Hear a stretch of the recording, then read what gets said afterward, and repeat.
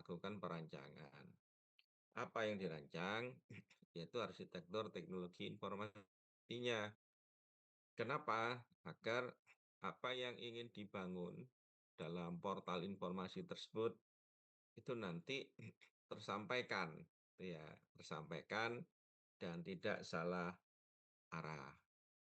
Arsitektur ini juga akan merancang bagaimana portal itu nanti dijalankan, ya. Apakah misalkan dengan notis WA, apakah misalkan dengan notis, email, ataukah dengan notis Telegram, itu, atau juga dengan, pembayaran-pembayaran model online pakai QRIS gitu ya, pakai QRIS, atau, juga model pembayaran-pembayaran yang lain seperti transfer dan lain sebagainya. Termasuk juga perlu dirancang nantinya teknologi informasi yang dipakai ketika dipasang di helpdesk, ya. Kalau memang misalkan, portalnya ini minim sumber daya, ya tentunya semua helpdesk dihubungkan dengan email, ya, atau semua helpdesk dihubungkan dengan WA. Sehingga nggak mungkin melakukan layanan helpdesk yang, eee, online live begitu, nggak mungkin begitu. Nah, itu perlu dihitung, ya, segala sesuatunya, agar ketika portal informasi ini dibangun, maka, bisa dijaga sustainability-nya, ya, bisa running dan nantinya dikembangkan. So, apa itu, ATI, ya, arsitektur teknologi informasi? Ini merupakan blueprint sistem yang akan dibangun, yang akan diimplementasikan, dan yang akan di-maintain seperti apa, gitu. Kalau misalkan sudah, oh, ini pakai jumlah, berarti konsekuensi ke depannya juga harus clear, gitu. Oh, ini pakai WordPress. Ini juga konsekuensi ke depannya juga harus tahu. Misal kalau pakai WordPress, berarti untuk nangani kerentanan data bisa menggunakan Wordfanc yang free itu. Dan nanti WAF-nya untuk nyegat di depan ketika ada, serangan terhadap, portal, berarti bisa menggunakan Bitninja dan lain sebagainya. Nah, itu semuanya di sini nanti didesain. Jadi tidak hanya sekedar mendesain, portal webnya itu akan jadi seperti apa, begitu. Karena kalau enggak, taruhlah Anda buat terus kemudian di-host live ya, online gitu. Host itu tidak hosting ya maksudnya, hosting itu tidak bertanggung jawab terhadap kerentanan data. Hosting itu tidak bertanggung jawab terhadap malware. Semuanya diserahkan pada user dalam hal tata kelolanya, karena hosting hanya menyediakan rumah dan tool untuk tata kelola rumah. Nah, gitu ya, untuk tata kelolanya saja. Tapi apa yang mau dipasang, apa yang mau ditanam, itu tergantung dari usernya masing-masing. Oleh karena itu, nanti susunlah organisasi teknologi informasinya ini, ya, supaya, benar-benar optimal, ya, kemudian memunculkan efisiensi dan tujuan dibuatnya sebuah portal itu tercapai, ya. Berarti saat UTS nanti tidak hanya dikumpulkan rancangan webnya, tapi juga rancangan sistemnya, ya, rancangan teknologi informasinya, yaitu arsitektur teknologi informasi. Oke, lanjut ya. Mengapa diperlukan ATI, ya, arsitektur teknologi informasi? Yang pertama, efisiensi, ya. Kenapa kok bisa efisien? Iya, karena terencana. Ya, berbeda dengan ketika kita tidak punya rancangan, maka, akan tambal sulam. Ya, tambal sulam itu bukan berarti akan, lebih ngirit, enggak. Tambal sulam boleh, tetapi plan-nya itu harus sudah punya, ya. Sehingga sekarang ngerjakan A, kemudian B, kemudian C gitu, nggak masalah kalau itu. Karena semuanya sudah, terdesain di arsitektur teknologi informasinya. Kemudian yang kedua untuk merespon perkembangan teknologi yang sangat cepat, ya. Kenapa dengan ATI bisa begitu? Iya, nanti akan ada evaluasi ya ketika itu diimplementasi atau ketika itu belum diimplementasi tetapi ternyata sudah keluar teknologi yang terbaru, maka ya harus diganti, ya. Nah, ketika menggantikannya itu pun harus ada, apa ya, semacam, analisa ya, bahwa ini untung, apa, rugi, efektif atau tidak, begitu, nambah kos atau nambah sumber daya, begitu, ya. Harapan berikutnya dengan merancang terlebih dahulu, itu akan bisa mengurangi biaya, ya, biaya-biaya tak terduga. Karena semuanya kan sudah terukur, ya, dalam skalabilitas yang, eee, kita mampu untuk melaksanakannya. Kita kan tahu gitu, bahwa misalkan kalau dipasang WA biayanya sekian, kalau dipasang, Telegram biayanya sekian, gitu. Eee, harapannya nanti portalnya nyuntulung ya nanti, ada unsur untuk helpdesk layanan, misalkan dipasang Telegram boleh, ya, yang free ya, Telegram ada kok. Cari aja plugin-nya WordPress untuk Telegram atau plugin-nya WordPress untuk email, ya itu ada, tinggal dipakai. Tapi kalau untuk WA nggak bisa karena WA tidak free ya, API WA-nya tidak free. Kemudian nanti ada apa ya, mekanisme pembayaran, nah itu juga bisa dipasang ya. Ini bagi yang e-commerce portalnya.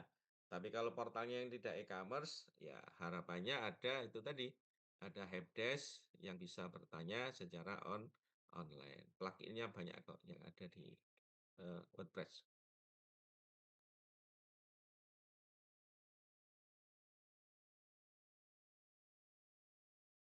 Arsitektur teknologi informasi ini juga akan risiko. Ya, dengan dirancang terlebih dahulu, risiko-risiko itu bisa diprediksi apa yang muncul gitu. Termasuk risiko pergantian teknologi ke depan. Itu sudah bisa diprediksi ya menentukan biaya berapa, ini berapa. Ya, eee, nanti dimunculin ya juga biayanya. Misal membuat portal biayanya berapa, merancang ini biayanya berapa, jadi total pembuatan portal Anda ya kayak bikin proposal itu ya, nah itu berapa rupiah, begitu. Oke. Beberapa keuntungan yang diperoleh ya berikutnya, dengan adanya arsitektur teknologi informasi, yaitu semua proses akan terdefinisi dengan flow yang jelas. Ya, flow yang tidak jelas akan mengakibatkan biasanya itu kita akan effort di custom, plugin, ya. Kenapa ya? Karena tambal sulam, gitu. Tetapi kalau kita sudah punya arsitekturnya, ya pasti kita akan nyari, oh yang cocok untuk plugin ini pakai ini. Oh yang, nanti dikembangkan ini harus kita cari versi yang seberapa, gitu. Nah itu untuk beberapa keuntungan ketika kita menggunakan arsitektur teknologi informasi. Yang kedua, kita akan paham terhadap prosesnya. Kenapa hal ini bisa terjadi? Karena semua ada dokumennya, ya, dokumennya. Sehingga siapapun nanti akan dengan cepat bisa, menjalankan atau mengoperasikan daripada portal informasinya. Eee, Keuntungan yang ketiga, ini bisa memastikan, prosesnya itu sesuai dengan situasi atau keadaan dan juga dengan kebutuhan. Jadi make sure, that the process fit your situation and needs. Nggak dadakan gitu maksudnya ya, nggak dadakan. Sehingga nggak ada sesuatu yang di luar prediksi, ya, ketika kita membangun sebuah portal, informasi. Apa yang harus dikerjakan, ya, ketika kita ingin membangun sebuah arsitektur teknologi informasi, yang pertama business activity, ini harus definisikan ya. Misal, saya ingin membangun portal websitenya desa. Ya, desa dengan berbasis informasi. Targetnya apa? Oke, pertama targetnya pingin, memunculkan potensi desa. Nah, kalau itu ya, berarti roh portalnya adalah bagaimana kita memunculkan potensi desa. Berarti aktivitas bisnisnya apa? Ya berarti kita kolek semua potensi-potensi desa, misalkan ada potensi wisata, ada potensi handcraft ya, handicraft itu kerajinan, ada potensi misalkan untuk produksi, telur misalkan ya, telur asin. Itu di semua dirangkum dulu. Jadi, ya memang harus ada requirement, ada survei ya sebelum web itu atau portal itu aktivitas bisnisnya apa, ini harus didefinisikan, ya.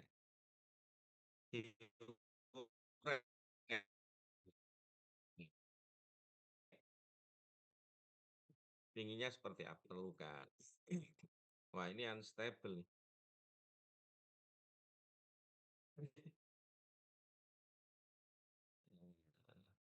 Tapi belum putus ya? Oke, apa yang diperlukan, misalkan butuh foto, butuh movie, dan lain sebagainya, itu didefinisikan nanti, ya, objek yang ingin dikonstruksikan ke dalam portal informasinya. Kemudian aplikasi dan software. Tentunya kalau portal informasi biasanya aplikasi yang biasa muncul adalah aplikasi GES, yaitu GES bisa memberikan komentar atau jejak begitu ya, itu perlu dirancang, atau juga aplikasi untuk pembayaran jika itu komersial, ya, itu bisa. Atau aplikasi untuk pemesanan, ya. Misal dia desa wisata, ini pesen nih tanggal sekian sampai sekian ada rombongan, tolong dong nanti fasilitasnya yang diinginkan adalah homestay, makan 3 kali, paket wisatanya ini bla bla bla, begitu. Nah itu berarti portalnya itu nanti juga harus cari plugin tambahan, untuk form, ya semacam form request begitu ya. Ada kok di WordPress. Tinggal, eee, tanam aja itu bisa bisa langsung running kok, ya. Kemudian teknologi, ya teknologi ini harus diputuskan juga, mau di-hosting di mana, gitu ya. Kemudian model hosting-nya seperti apa, ini juga perlu dikaji. Ya jangan sampai, eee setelah di-hosting setahun tutup. Ya. Biasanya yang sering lupa itu adalah bayar perpanjangan hosting. Tiba-tiba saja webnya langsung ditutup itu sama pemilik hosting-nya. Yang bagus bagaimana ya, yang bagus itu per 5 tahun sih, gitu ya. Bayar setahun dulu, terus langsung perpanjang 5 tahun kalau memang oke, kalau enggak ya enggak usah, gitu. Beberapa tahapannya, yang pertama define your vision, objective, and principle. Ya, dikaji, portalnya yang akan dibangun namanya apa, visinya apa, ya. Kemudian prinsip-prinsip yang ingin dimunculkan apa saja, ya. Ini harus didiskusikan di kelompok. Ya, mau nggak mau ini. Nah, ini ada 7 ya. Ini yang dikumpulkan di UTS.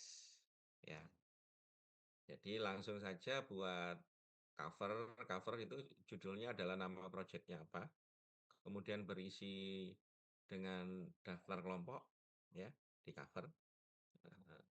Kemudian pertama, subbab yang pertama ya, nanti spasinya satu aja ya, tulis spasi 1 A4. Subbab yang pertama harus memaparkan tentang define, vision, object, and principle terhadap portal aplikasi yang akan dibangun seperti apa. Ya. Kemudian yang kedua, karakteristik baseline-nya bagaimana. Oke ya. Berarti di sini harus di requirement. Pengennya kayak apa sih? Oke, pengennya nanti harus kerjasama dengan pihak ketiga, ada travel dan lain sebagainya. Monggo didefinisikan di situ. Ya. Kemudian yang ketiga, eh, buat arsitekturnya, ya targetnya.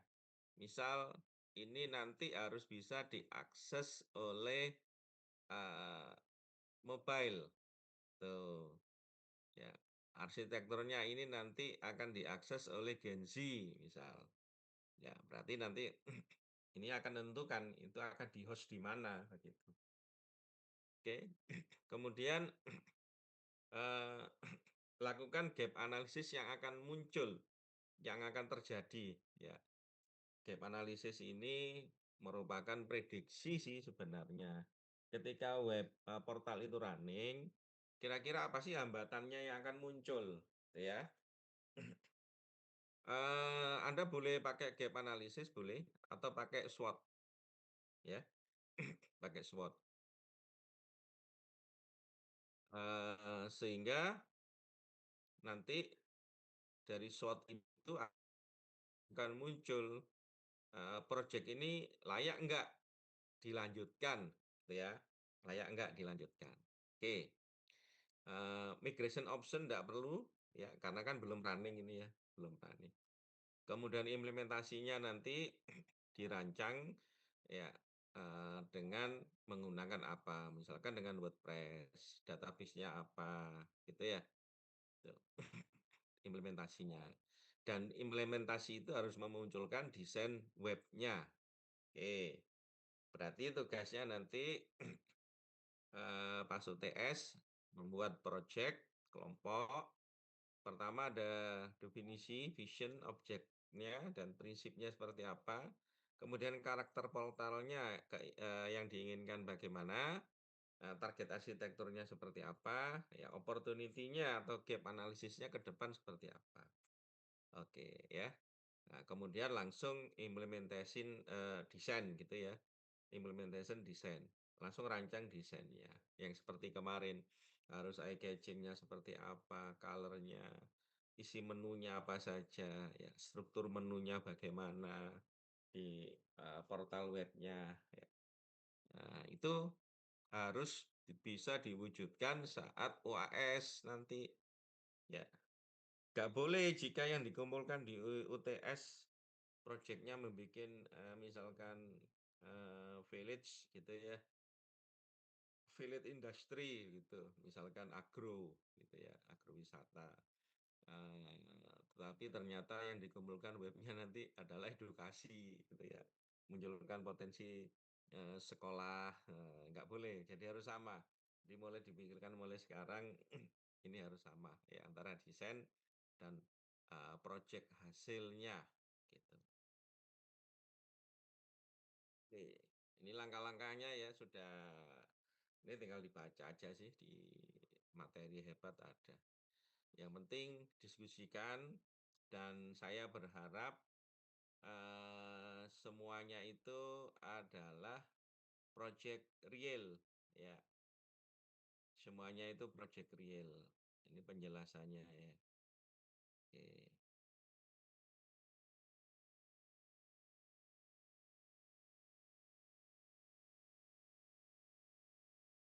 Oh, panjang ya. Baca aja ya. Oke. harapannya itu project real ya, eee, sehingga memang benar-benar Anda diskusikan.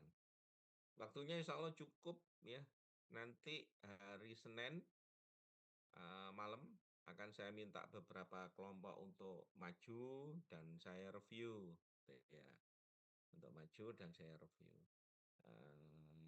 supaya arahnya nanti mau membangun portal apa itu jelas, gitu, ya. Nah, ini Mbak Najwa Anissa ini toko Madura ya? Wah, nggak apa-apa itu diangkat itu ya, gambarnya. Ya, ya Masih dibuatkan jualan? iya, dibuatin portalnya nanti nggak apa-apa, online, itu. Webnya, portalnya dihubungkan dengan TikTok bisa ya, dihubungkan dengan yang lain juga nggak masalah. Oke. Kalau Pak, saya nggak mungkin kerja kelompok. Misal loh ya, saya nggak mungkin kerja kelompok, saya mau individu, boleh? Ya, bagi yang mau individu silahkan, nggak masalah. Oke. Baik, ada yang ditanyakan tentang arsitektur teknologi informasi?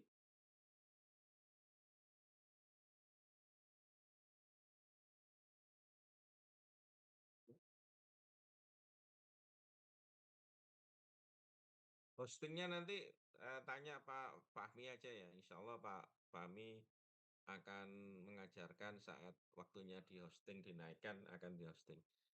Biasanya nanti urunan satu kelas, tapi dipakai bareng-bareng. Murah kok, 10.000 atau 5.000 begitu ya. Nah, gitu. Tetapi kalau nanti ingin real, ya Anda real ya harus harus beli, ya Anda harus beli domain. Nah, kalau beli domain itu macam-macam, ya macam-macam. Harganya maksudnya ya, harganya itu beragam. Ini kalau contohnya ini ya saya share bentar.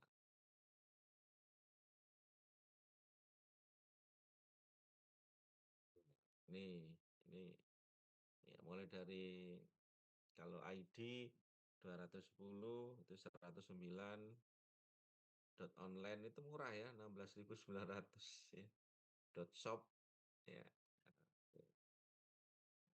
beli domain, gratis privasi wish gitu ya. Oke, ini dari Hostinger. Ini bisa misalkan yang mana ini, online ini ya, kayak apa sih? Loh, kau balik di situ. Saya pengen tahu, detailnya ini ada apa aja, begitu. Detailnya ini loh, balik rono. Dapatnya apa saja, begitu loh maksudnya. Oke, banyak sekali, Kak. Ya, harga domain, hosting katanya.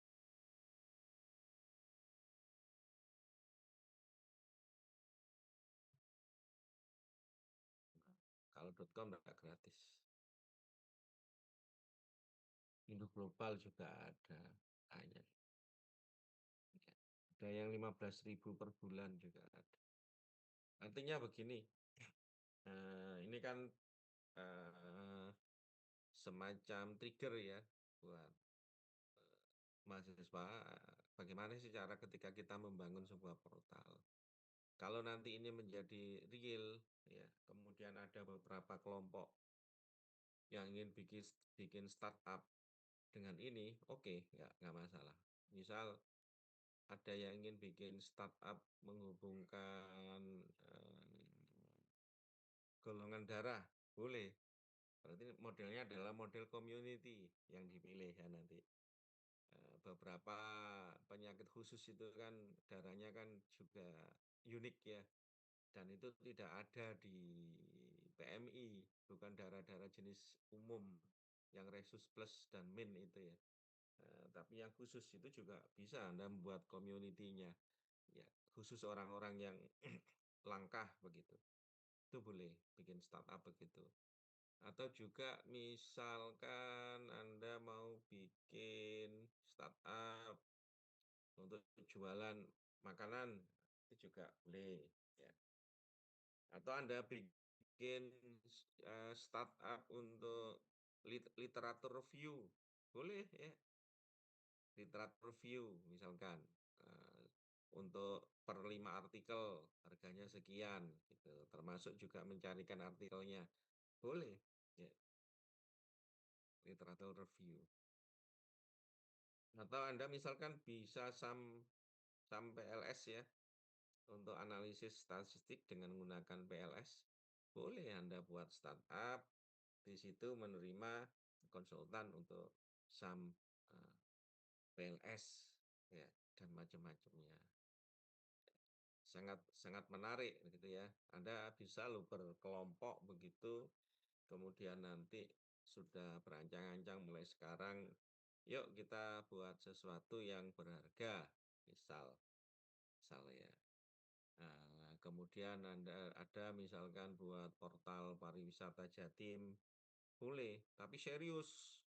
Ya, semua review-review, Anda juga melakukan vlog gitu ya, untuk, kunjungan ke wisata-wisata di-submit di situ. Anda bisa menjadi narahubung dengan lokasi-lokasi wisata, eee, tersebut, ya. Oke, banyak hal yang bisa dirancang, dari portal-portal yang ada, ya. Ini macam-macam nih, banyak, oke.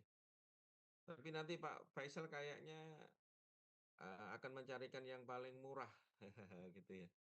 Ini murah nih, 25 tapi My ID ya, Malaysia, MY. Eee, ada Ponpes, ini untuk Ponpes, Net. Misal ya, kita sekolahan, kalau sekolahan mestinya pakai IC ID atau school ID ini ya.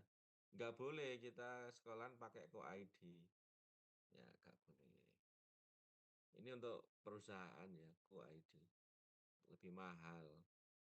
Nah, ini kan murah kalau IC ID 50.000 ya. ID itu organisasi, gitu, ya.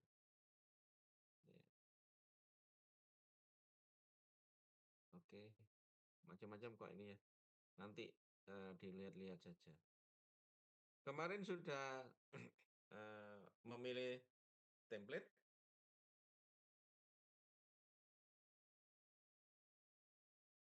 Sudah memilih template dari WordPress-nya? Sudah mulai diinstal? Walaupun ini masih perancangan ya, tapi nggak salah dicoba-coba. Nanti setelah UTS itu baru dilakukan, ya. Jadi tadi ya, untuk dokumen yang di-submit isinya seperti itu, ya, saat di-submit di UTS nanti. Jadi hari Senin buat, kerangkanya terlebih dulu, nanti akan saya minta beberapa kelompok untuk maju, itu ya, untuk menjelaskan apa yang akan dibuat. Oke, ada yang ditanya?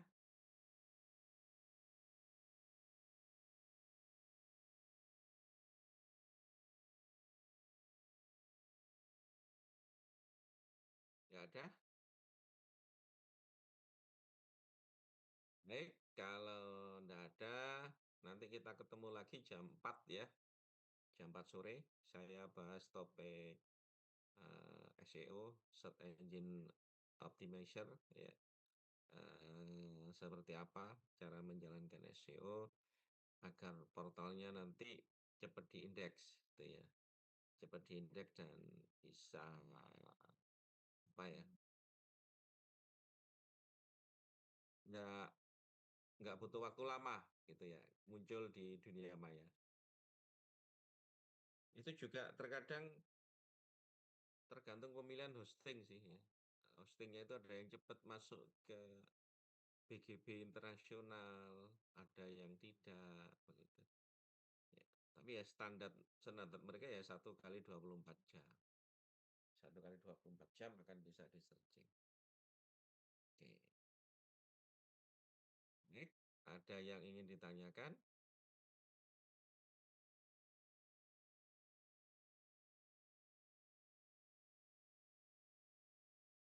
Oh, ada Fedora. Unik ini namanya.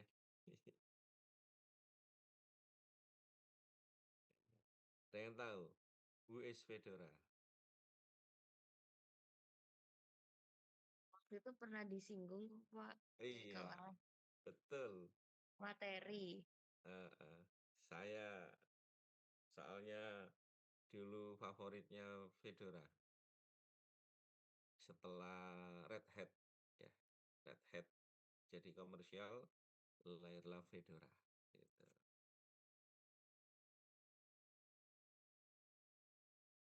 Tapi nama Oke. panggilannya Baby, Pak.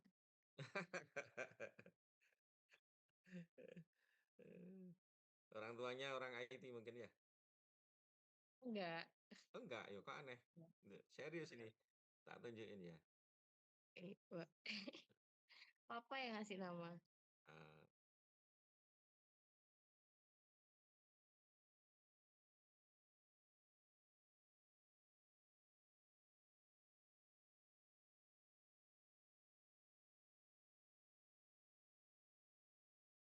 tapi sayangnya kalah sama Ubuntu, kalah favorit, sama Ubuntu dan Debian.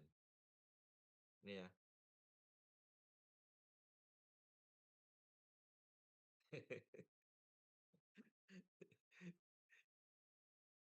Fedora, oke. Saya dulu Red Hat, ini, eee, setelah Red Hat komersial, Fedora komunitasnya sedikit, akhirnya saya ganti ke Debian. Ya, masuk UNER, orang-orang UNER pakai Ubuntu, nggak pakai Debian. Oke. Baik, kalau nggak ada, cukup ya. Nanti kita ketemu jam 4, topiknya SEO. Saya loncat ya, tidak yang, sebelum SEO. Karena itu nanti akan kita bahas di hari Senin jam 6:15, ya, karena harus melihat, konstruksi tugas masing-masing kelompok itu seperti apa. Oke, terima kasih, sehat selalu. Oh iya, absen ya? Absennya saya nggak masuk semua ya, nanti saya add semua. Oke, terima kasih. Assalamualaikum warahmatullahi wabarakatuh. Waalaikumsalam warahmatullahi wabarakatuh. Terima kasih. Oke.